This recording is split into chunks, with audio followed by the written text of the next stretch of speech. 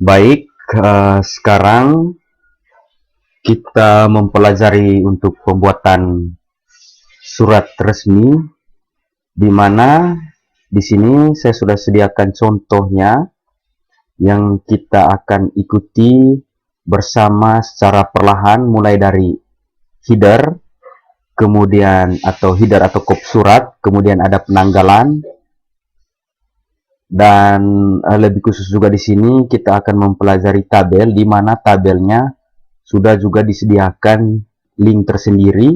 Sebelumnya, pertama-tama kita harus mengatur page layout.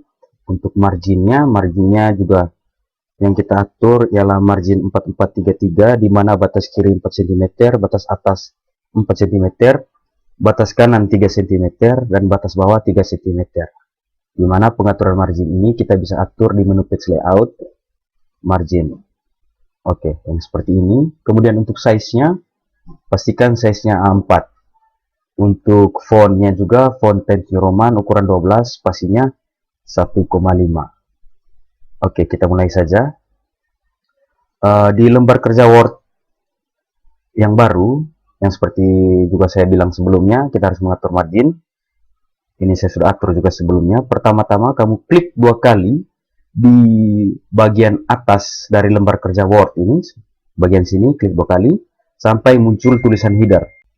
Kita klik menu insert, klik picture, cari di mana posisi gambar itu kita simpan, kemudian kita klik gambarnya, klik insert, yang ini ya, insert, maka gambarnya akan masuk.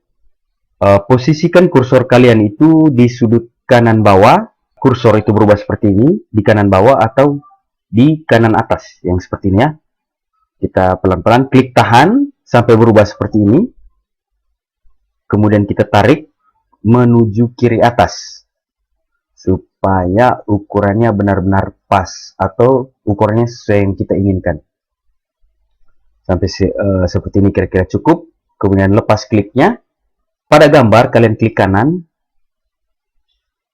pilih menu wrap text, kemudian kita pilih behind text. Yang ini ya, kita klik behind text. Oke.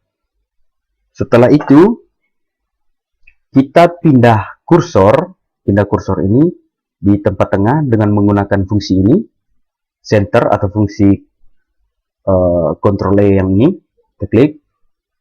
Nah, kemudian di sini kita mulai mengetik. Oh ya, sebelumnya kita ganti fontnya dulu menjadi Times New Roman, ukuran 12, spasinya 1,5. Oke. Kemudian kita mulai mengetik universitas. Oke, kalau memang hurufnya masih belum rapi, kita blok dulu untuk merubah jenis hurufnya. Kita blok, kemudian kita gantikan hurufnya. Times Roman ukuran 12. Oke. Kalau memang kalian melihat seperti ini kan logonya belum terlalu bagus atau belum sesuai dengan dia punya teksnya, kita bisa klik saja logonya. Ya, kemudian kita tarik lagi untuk kasih lebih kecil supaya memang kelihatan bagus. Oke, untuk membuat garis bawahnya, garis bawah dari sebuah teks ini, kita klik di teks yang paling akhir, di sini di angka 11 ini, kemudian kita klik menu ini, menu border yang ini, kita klik. Nah, maka akan muncul garis bawahnya. Kalau memang sudah seperti ini, berarti sudah jadi. Kita bisa memberikan variasi sedikit untuk menebalkan huruf Universitas Katolik Indonesia-nya. Kita klik atau kita blok. Kemudian kita gunakan fungsi bold. Oke. Seperti ini sudah bagus. Oke. Selanjutnya kita klik 2 kali pada bagian bawah header. Header dan isi surat nanti akan terpisah oleh garis ini ya. Garis putus-putus ini. Kita klik 2 kali saja di sini. Maka headernya akan hilang dan kita gunakan Word-nya itu seperti biasa, karena ini sudah dianggap selesai untuk kop surat atau headernya. Untuk menulis tanggalnya kita menggunakan fungsi paragraf yang rata kanan, yang ini kita klik dulu. maka kursornya akan berpindah pada bagian kanan dan di situ kita mulai mengetik tanggalnya. Sesuai dengan contoh di sini tanggalnya 11 Oktober 2021. Oke, kemudian enter. Setelah enter, kita pindahkan lagi paragrafnya pada bagian rata kiri dan rata kanan yang ini atau justify. Ini bisa kita klik ini atau menggunakan Ctrl Z. Maka kursornya akan berpindah pada bagian kiri lagi. Oke, jika kita lihat contohnya di sini yang ditulis kepada PT James Creative Digital Studio and Printing Ruteng. Baik, kemudian kita mulai mengetiknya lagi kepada PT James Creative, enter, studio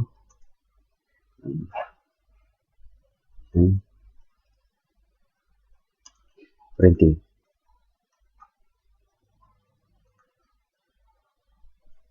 Oke, kemudian Ruteng. Sebelumnya kita pastikan kembali untuk spasinya. Kita bisa dengan cara blok atau Ctrl A. Kita cek lagi dia punya spasinya. Oke, sudah 1,5 ya. Pastikan 1,5 sudah tercentang.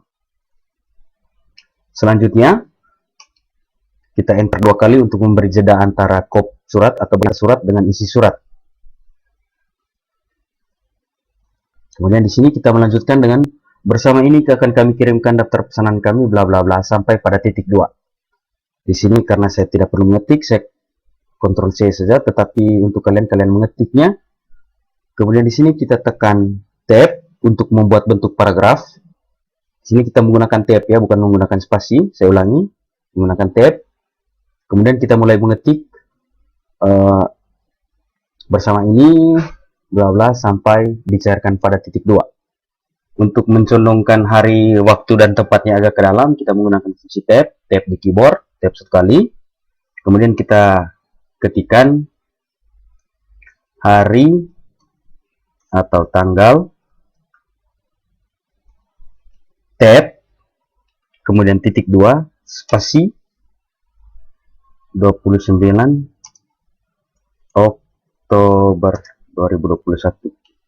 Enter, kemudian tab lagi, waktu, tab lagi. Kenapa kita menggunakan tab di sini bukan menggunakan spasi? Biar titik 2-nya akan lurus yang bagian atas dan bagian bawah. Karena kalau kita menggunakan spasi, titik 2-nya yang pertama dan yang kedua akan susah lurusnya. Oke. Titik 2, spasi, jam 8.00 sampai 14.00. Oke, kemudian enter lagi, tab lagi, tempat, dan seterusnya. Pastikan teksnya menggunakan Times New Roman ya. Kemudian selanjutnya kita membuat tabel. Kita enter dulu. Enternya 2 kali ya. Setelah enter sekali, enter lagi 2 kali. Kemudian kita pindahkan lagi kursor ke bagian atas. Karena ketika kita sudah membuat tabelnya nanti, kita akan susah untuk membuat baris baru. Jadi pastikan enternya 2 kali. Setelah enternya 2 kali, kita pindahkan lagi ke atas dia punya kursornya. Nah, di sini kita mulai dengan mengklik menu insert untuk memasukkan tabelnya. Klik menu insert, kemudian tabel. Di sini ada 2 cara. Cara yang pertama seperti ini. Kita menggambar tabel sesuai dengan jumlah kolom dan jumlah baris yang akan kita buat atau yang kita inginkan. Kalau dari contohnya ini berarti kolomnya ada 5. Kolom nomor, item, jumlah paket, harga per item, dan total harga. Dan barisnya dari yang nomor 1, 2, 3, 4, 5 berarti ada 7. Oke, seperti ini. Berarti di sini kolom dengan lebar 5 dan barisnya jumlahnya 7. Bisa seperti ini, kita klik saja, maka akan sesuai dengan contohnya, atau kita bisa Ctrl Z atau undo. Cara yang kedua, kita klik menu insert, tabel, kemudian kita pakai atau kita gunakan fungsi insert tabel. Dimana di sini kita langsung mengetik untuk jumlah kolomnya 5, kemudian untuk barisnya atau rows-nya itu kita inputkan 7. Kemudian klik OK. Maka akan seperti yang tadi ya, dia punya jumlahnya. Oke, di sini kita mulai mengetik lagi nomor, kemudian kita sesuaikan lebar kolomnya, arahkan kursor sampai kursor berubah seperti ini, kemudian kita tarik atau kita drag, klik tahan ya. Oke, seperti ini. Kemudian kita masukkan item. Untuk merubah posisi item ini berada pada tengah kolom, berarti kita kembali ke menu home, kemudian kita blok, kita pindah ke rata tengah yang ini ya, menggunakan fungsi paragraf yang ini. Oke, dan seterusnya nanti seperti itu. Kemudian jumlah atau paket. Kemudian pada kolom berikutnya harga per item garis miring per paket. Oke. Nah, kita bisa sesuaikan juga lebar kolomnya di situ sesuai dengan contohnya. Kita klik, arahkan kursor dulu pada garis kolom seperti ini hingga kursor berubah seperti ini, kemudian kita tarik. Oke, di sini kita pakai spasi dulu biar kolomnya bisa ditarik. Oke, seperti ini. Oke, ini juga kita bisa tarik. Oke, seperti ini kira-kira sudah pas. Kemudian di kolom berikutnya kita ketikkan total harga. Nah, untuk memposisikan semuanya pada tengah, kita bisa blok pada bagian ini, pada bagian kop tabel atau bagian header tabel, bagian atas tabel ini. Kemudian kita klik menu layout. Pada menu layout ini kita bisa pilih yang ini ya, yang tengah ini, align center yang ini. Oke, maka nomor, item, dan seterusnya itu berada pada posisi tengah atau berada pada posisi yang pas. Saya atur kembali untuk lebarnya. Kemudian dari situ kita mulai memasukkan data dari tabel. Nah, kalau kita lihat di sini berarti masih ada kolom yang belum pas ya. Kita bisa atur kembali lebar kolomnya. Oke, supaya memang benar-benar pas. Kolom total harga ini terlalu lebar, kita kasih kecil lagi. Seterusnya mengikuti supaya memang bagus kelihatannya. Oke. Nah, seperti ini. Jadi sudah pas untuk lebar kolomnya. Nah, pada bagian bawah untuk total harga ini berarti kita harus menggabungkan beberapa kolom menjadi satu kolom seperti contoh yang ada di sini. Caranya kita klik tahan di sini di kolom yang pertama, kemudian kita tarik sampai terblok seperti ini. Ya, kira-kira seperti ini. Cukup 4 kolom yang kita akan gabungkan. Kemudian kita lepas kliknya, klik kanan merge cell, fungsi merge cell yang ini ya. Oke, kita klik. Nah, kalau memang terjadi kesalahan, kita bisa menggunakan fungsi undo atau Ctrl Z. Ini fungsi undo-nya. Nah, di sini kalau kita arahkan akan terlihat Ctrl Z di situ ya. Bisa kita klik itu atau menggunakan Ctrl Z di keyboard. Misalnya terjadi kesalahan saat memerge cell. Nah, di sini karena kita sudah menyiapkan kolomnya untuk total harga, berarti kita ketik total harga. Kira-kira sudah seperti ini. Sejauh ini kita mengetik untuk suratnya. Setelah tabel itu, jadi kita langsung enter saja. Kemudian tab untuk mulai mengetikkan atas perhatiannya. Oke, seperti ini. Nah, ketika kalian sudah mengetik sampai dengan kata berkesinambungan dengan baik, kemudian kita enter lagi. Kita siapkan untuk jika atau bila mana kita ingin menyisipkan tanda tangannya. Jadi caranya seperti pembuatan tanggal tadi, kita menggunakan rata kanan, yang bagian ini, paragraf rata kanan, kemudian kita ketikkan Unika Santo Paulus Roten. Oke, kalau sesuai contohnya Unika Santo Paulusnya kita beri penebalan, di sini kita blok dengan cara blok, kemudian Ctrl B atau mengklik simbol B di sini.